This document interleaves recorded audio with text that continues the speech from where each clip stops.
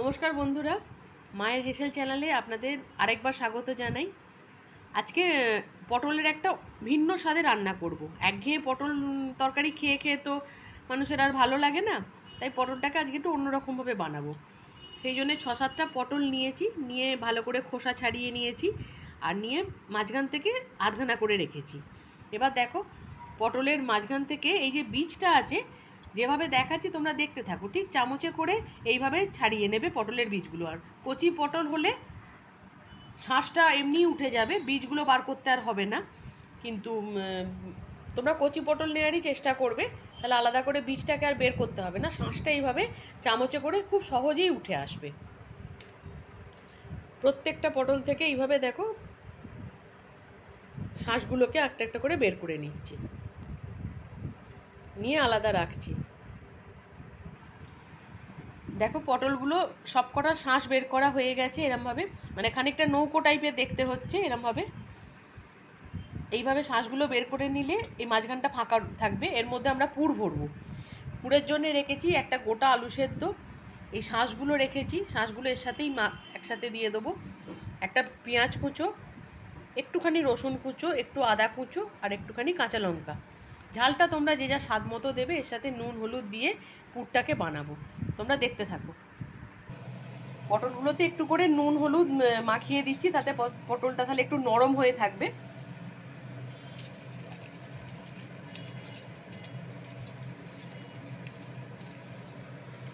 এবার দেখো পুরটাকে রেডি করছি।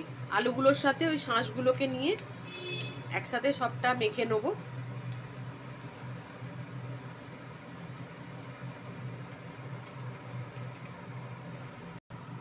দেখো এবার স্বাদ মতো একটু নুন দিলাম,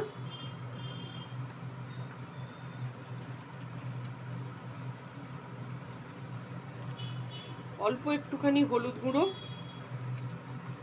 আর যেহেতু কাঁচা লঙ্কা দেওয়া রয়েছে তাই অল্প একটুখানি লঙ্কা গুঁড়ো দিলাম। ঝালটা তোমরা অবশ্যই যে যা স্বাদ মতো দেবে, যে যেরকম ঝাল খাও। ভালো করে এটাকে মিশিয়ে নিতে হবে একটুখানি চটকে, যেন কোথাও পটলের ওই শাঁসটা যেন না থাকে। একটু গরম মশলা দিলাম এর মধ্যেই, তাহলে স্বাদটা আরও ভালো হবে। এবার দেখো পটলের এই একটা করে পাট নিয়ে ওর মধ্যে পুরগুলোকে ভরবো, ঠিক যেরকমভাবে দেখাচ্ছি ঠিক সেইভাবেই দেখতে থাকো। এইভাবে একটু চেপে চেপে সুন্দর করে চেপে দেবো, আঙুলে করে চেপে নেবে যাতে না পুরটা বেরিয়ে যায়। একটা একটা করে পটলের মধ্যে এইভাবে পুরগুলোকে দিয়ে নেবে, যতটা দেওয়া যায় ততটা চেপে চেপে দিয়ে নেবে। দেখো প্রত্যেকটা পটলের মধ্যে পুরগুলো এইভাবে ভরে দিয়েছি। একদম সুন্দর করে যতটা চেপে দেওয়া যায় পুরগুলোকে চেপে দেবে, যাতে না পুর বেরিয়ে যায়। এরপর একটা বাটিতে অল্প বেসন নিয়ে নিয়েছি, এর মধ্যে এবার নুন হলুদ দিয়ে অল্প সামান্য নুন দেবো, দিয়ে জল দিয়ে এটাকে ব্যাটারটা গুলে নেবো। একটুখানি নুন দিলাম, অল্প একটু হলুদ,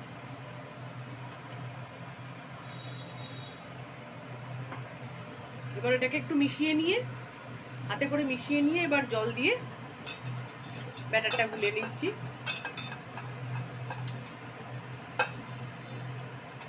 খুব বেশি পাতলা ব্যাটার হবে না, একটু একটু মোটা থাকবে ব্যাটারটা।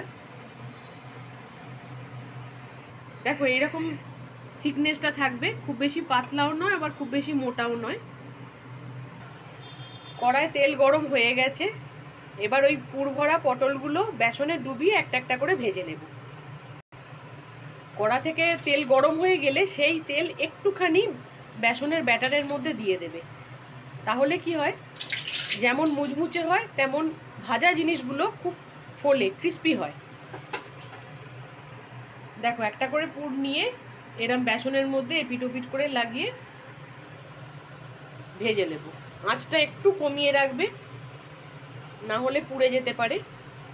খুব হালকা আঁচে করবে।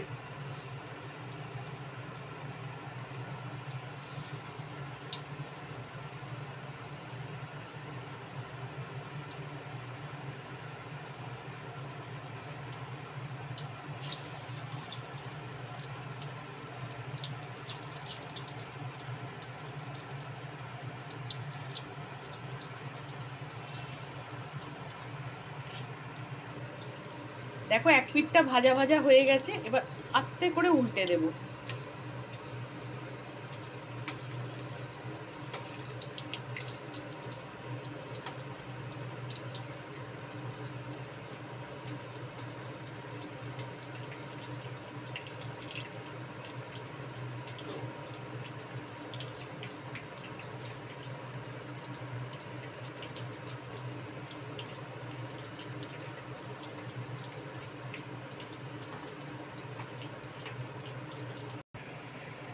কিছুটা পটল ভাজা হয়ে গেছে, সেম প্রসেসে আবার বাকি পটলগুলো ভেজে নিচ্ছি।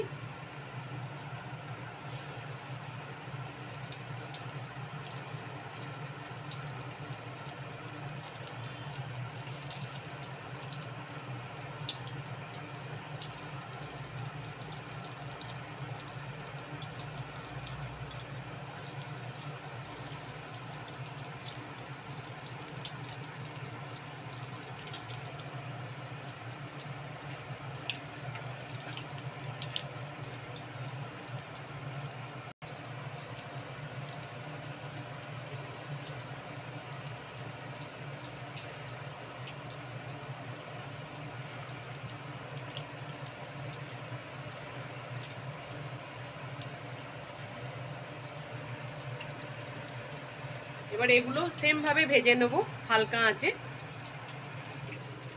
এক পিঠটা হয়ে গেছে, এবার হালকা হালকা করে এগুলো উল্টে দিই।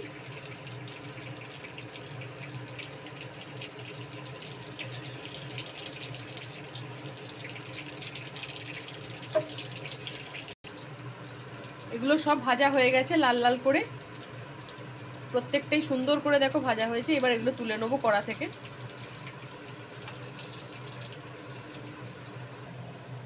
দেখো আজকে আমার পুরভরা পটল কেমন লাগলো সেটা কিন্তু জানাবে, খেয়ে দেখবে। ডাল, এর সঙ্গে ডাল, ভাত আর ওই লেবু ভাজা। পুরভরা পটলের রেসিপিটা কেমন লাগলো কিন্তু জানিও। গরম গরম ভাতের সাথে মসুর ডাল, লেবু আর কাঁচা লঙ্কা, দুর্দান্ত রেসিপি।